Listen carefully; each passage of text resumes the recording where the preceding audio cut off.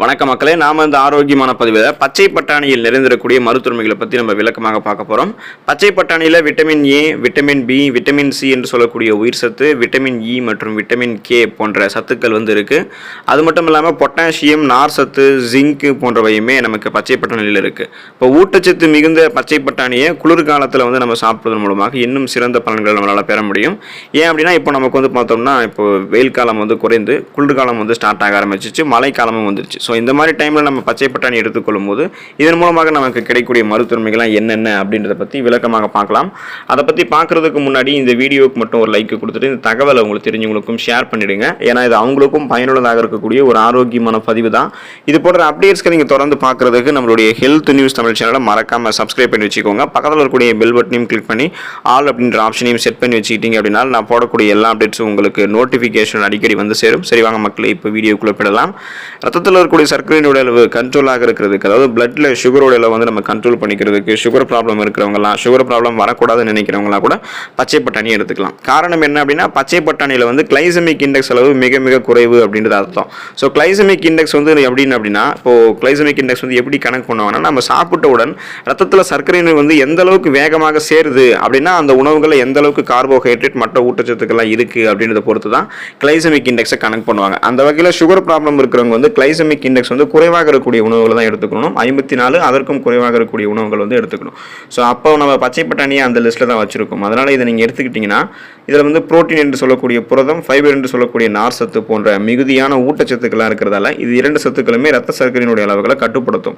பிளட்டில் சுகருடைய அளவுகளை இதனால் கண்ட்ரோல் பண்ணிக்கிறதுக்கும், நாளடைவில் அந்த சுகர் பிரச்சனை விடுபடுவதற்கும், சுகர் ப்ராப்ளம் வரக்கூடாதுன்னா இன்சுலின் ஹார்மோன்களினுடைய சரியான சுரப்புக்கெல்லாம் நம்ம எடுத்துக்கொள்ளக்கூடிய பச்சை பட்டாணியில் இருக்கக்கூடிய ஊட்டச்சத்துக்கள் நமக்கு மிகவும் பயனுள்ளதாக இருக்கும்.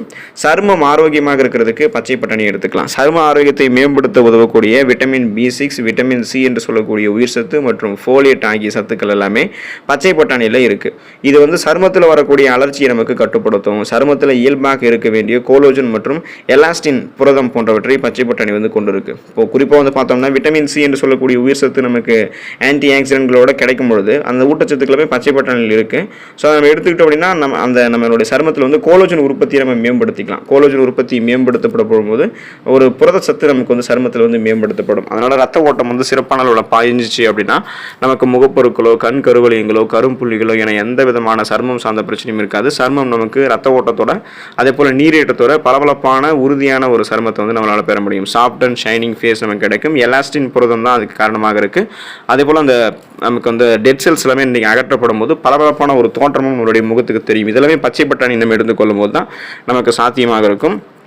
இதனால் முகப்பொருட்கள், கண் கருவலியங்கள், கரும்புள்ளிகள் என எதுவுமே இல்லாமல் சருமம் சார்ந்த பிரச்சனைகள் நமக்கு எதுவும் இல்லாமல் சருமம் ஆரோக்கியமாக இருக்கிறதுக்கெல்லாம் பச்சை பட்டாணியை எடுத்துக்கொள்ளலாம். புரதச்சத்து மிகுந்தது பச்சை பட்டாணி. ஸோ நம்மளுடைய உடல் ஆற்றலாக இருக்கணும் அப்படின்னா அதுக்கு புரோட்டீன் என்று சொல்லக்கூடிய புரதச்சத்து மிக மிக அவசியமானது. இது மட்டும் இல்லாமல் நார் சத்துமே முக்கியமானது தான். ஸோ இந்த இரண்டு சத்துக்களையுமே அளவுக்கு அதிகமாக கொண்டிருக்கக்கூடிய பச்சை பட்டாணி இருக்குங்க இல்லையா. ஸோ இது நம்மளுடைய உடலை வலுவடைவிக்கும். குறிப்பாக புரதம் நிறைந்திருக்கக்கூடிய இறைச்சி உணவுகளை தவிர்க்கக்கூடிய சைவ பிரியர்களுக்கெல்லாம் புரோட்டீனை தேவையை பூர்த்தி செய்யக்கூடியது இந்த பச்சை பட்டாணி தான். வளரக்கூடிய இளம் குழந்தைகளுக்கு புரதச்சத்து மிகுதியாக தேவைப்படக்கூடிய நிலையில் அவர்களுக்கு தினந்தோறும் ஒரு கைப்பிடி அளவு பச்சை பட்டாணி நம்ம அவித்து சாப்பிட கொடுக்கலாம். ஸோ குழந்தைகள் ஆரம்பித்து இளைஞர்களை தொடங்கி முதியவர்கள் அனைவருமே நீங்கள் என்ன பண்ணலாம் அப்படின்னா இந்த பச்சை பட்டாணி உங்களுடைய உணவுகளை சேர்த்துக்கொள்ளும் போது உங்களுக்கு என்ன ஆகுன்றது பார்த்தீங்கன்னா புரோட்டீன் கிடைக்கும். ஸோ புரோட்டீன் பற்றாக்குறை நீக்கப்படும் போது உடல் ஒட்டுமொத்தமாகவே உச்சம் தலை முதல் உள்ளங்கால் வரைக்கும் எந்த பிரச்சனையும் இல்லாமல் வலுவான உடல் அமைப்பு பெறும். நமக்கு போதுமான ஆற்றலும் நமக்கு கிடைக்கும். ஸோ அதுக்காக தான் நம்ம உணவுகளில் பச்சை பட்டாணி சேர்த்துக்கொள்ள வேண்டியது அவசியம். கொலஸ்ட்ரால் அளவுகள் சீரடையும். நம்ம பச்சை பட்டாணி எடுத்துக்கிட்டோம் அப்படின்னா நமக்கு மாரடைப்பு ஏற்படுவதற்கான முக்கிய காரணம் ட்ரைகிளிசரைடு, VLDL போன்ற கொலஸ்ட்ரால் இதுதான் காரணம். ஸோ இதெல்லாமே கெட்ட கொழுப்புகள் அப்படின்னு சொல்லுவாங்க. இப்போ பச்சை பட்டாணியில் இருக்கக்கூடிய நியாசின் அப்படின்ற சத்து நம்ம உடலில் இந்த மாதிரி கொலஸ்ட்ரால்கள் உற்பத்தியாக தடுத்து உடலுக்கு நன்மை செய்யக்கூடிய பல கொலஸ்ட்ரால்களை நமக்கு மேம்படுத்தும். ஸோ உடலுக்கு நலம் தரக்கூடிய கொலஸ்ட்ரால்களை மேம்படுத்துறது கல்லீரல் தான். அதனுடைய ஆரோக்கியத்தை நமக்கு மேம்படுத்தி நல்ல கொலஸ்ட்ரால்கள் மட்டுமே நமக்கு மேம்படுத்தி கெட்ட கொலஸ்ட்ரால்களை குறைய வைக்கும். இதனால் ரத்த நாளங்களில் படிந்திருக்கக்கூடிய உடலில் ஆங்காங்கே படிந்திருக்கக்கூடிய கொழுப்புகள்லாம் நமக்கு கரைத்து வெளியேற்றப்படும். ரத்த நாளங்களில் கொழுப்பு படிவு நமக்கு ஏற்படாததால் ரத்த நாளங்கள் இயல்பான அளவில் சுருங்கி விரிஞ்சு இதயத்துக்கு ரத்த ஓட்டத்தை பார்ப்போம். ஸோ இதயத்திற்கு போதுமான அளவுக்கு ரத்த ஓட்டம் கிடைக்கிறதால இதய துடிப்பு வந்து சீரான அளவில் இருக்கும். இதனால் மாரடைப்பு, பக்கவாதம், இதய தமனிகளில் வீக்கம் ஏற்படுவது, இதய தசைகள் வலுவிழந்து போவது போன்ற எந்த பிரச்சனையும் இல்லாமல் பிளேக் நோயெல்லாம் ஏற்படாமல் இதயம் பன்மடங்கு பலம் பெறுவதற்கு நம்ம எடுத்துக்கொள்ளக்கூடிய பச்சை பட்டாணி தான் உதவிகரமாக இருக்கும். ஸோ பச்சை பட்டாணியில் பல்வேறு விதமான ஊட்டச்சத்துக்கள் இருக்கிறத முன்னாடியே பார்த்தோம். பச்சை பட்டாணி பெரும்பாலும் உலர வைக்கப்பட்டு பின்னர் விற்பனைக்கு வருது. இப்போ காய்ந்த பட்டாணி வந்து ஆண்டு முழுவதுமாகவே விற்பனைக்கு கிடைக்கும். அந்த சமயம் உலர வைக்காமல் பச்சை பட்டாணி காயாகவே சில சமயங்களில் விற்பனைக்கு வரும். பெரும்பாலும் இந்த பச்சை பட்டாணி வந்து குளிர்காலங்கள் எடுத்துக்குவாங்க. உலர்ந்த பட்டாணியை ஊற வைத்து நம்முடைய சமையலை சேர்த்துக்கலாம், அல்லது காய்களிலிருந்து பிரித்து எடுக்கப்படக்கூடிய பச்சை பட்டாணியை நேரடியாகவும் சமையலில் சேர்க்கலாம். இந்த வெஜ்ஜு பிரியாணி, வெஜ்ஜு குருமா, உருளைக்கிழங்கு மசால் போன்ற பல்வேறு உணவுகளில் பச்சை பட்டாணி வந்து முக்கிய பங்கு வகிக்கும். ஸோ நம்முடைய உணவுகளை நம்ம சேர்த்து பயன்பெறலாம். அடுத்த ஆரோக்கியமான பதிவில் மறக்காமல் சந்திப்போம். நன்றி மக்களே.